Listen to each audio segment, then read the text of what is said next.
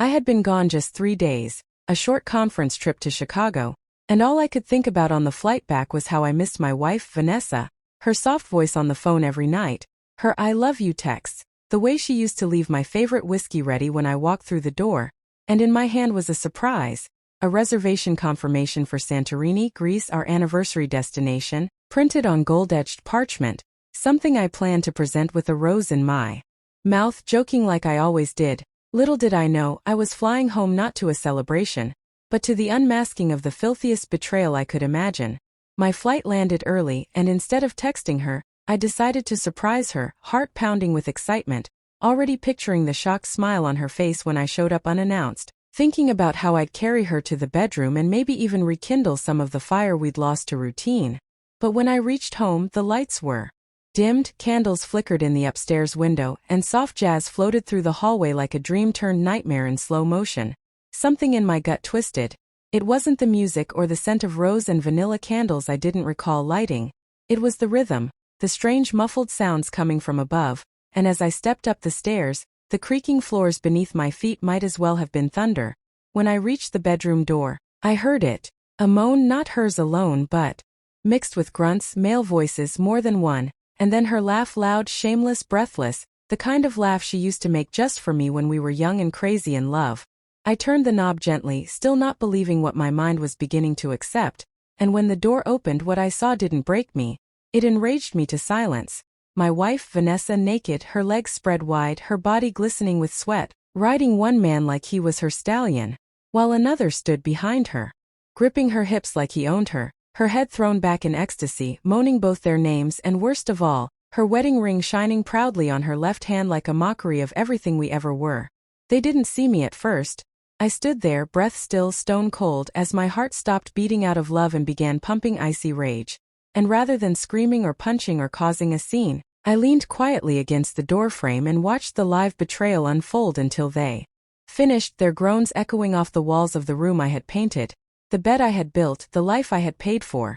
When they collapsed in a sweaty heap, I clapped slowly, deliberately, and all three heads turned to me, pale, stunned, and horrified. Vanessa gasped, eyes wide, scrambling for sheets, screaming, "Jason! I didn't know you were home!" And one of the guys jumped up, grabbing his pants, the other frozen in shame, but I said nothing at first.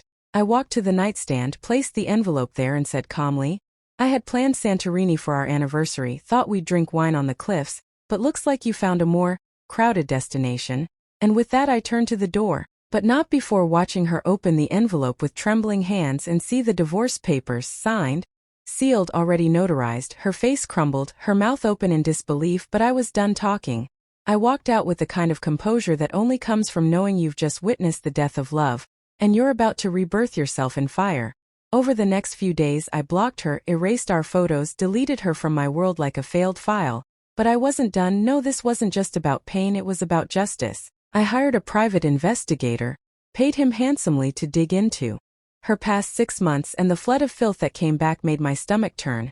This wasn't the first time, not even the 5th. She had been bringing men to our home, our bed, using my money, booking hotels under fake names, buying lingerie on my card, and I made sure all that went straight to my lawyer. But something unexpected happened during this vengeance arc of mine. I met someone, not planned, not forced. Her name was Elena, a fitness trainer I met at a private gym I joined to sweat out the rage, and she was different, kind, bold, direct, with sea glass eyes that cut through me like a blade but also softened every hard part inside me I thought was gone. She didn't pry about my past, just let me be, and soon we started having long conversations after sessions, then lunches, then passionate nights filled with slow-burning kisses and laughter I hadn't heard in years. It wasn't a rebound, it was rediscovery, and Elena became my sanctuary. While Vanessa begged through emails and voicemails, pretending it was all a mistake, even telling my sister she was drunk and emotionally lost, I sent her one response. "You lost me when you let them inside our home," and attached a zip file with every screenshot, receipt, and video. She didn't reply after that. On court day, she came wearing white like some bride of pity, her lawyers pushing for alimony for half the house. But when my attorney handed the judge the thick stack of printed evidence, along with proof that she had used my money to fund her affairs, the judge's tone shifted, and when the verdict dropped, Vanessa's jaw followed. I got everything. The house, the accounts, even the car. She got nothing but a clean exit and the shame of having the court read her text messages aloud. one of which said, "Jason's boring, these guys make me feel alive," which the judge read twice for the record. I left the courtroom with Elena's hand in mine, walked past Vanessa without even looking at her, and, outside as the wind lifted Elena's hair, she kissed me, not out of pride or dominance, but as someone who had chosen me not in spite of my scars, but because of them.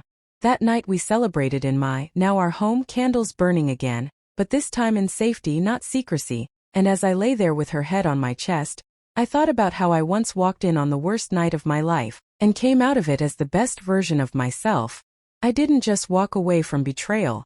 I watched it, exposed it, outsmarted it, and built a better life not from rage, but from clarity, and every day since, I thank that version of me who didn't shout or fight or bleed, but who stood tall, quiet, and walked out of the flames with nothing but truth and a plan for peace.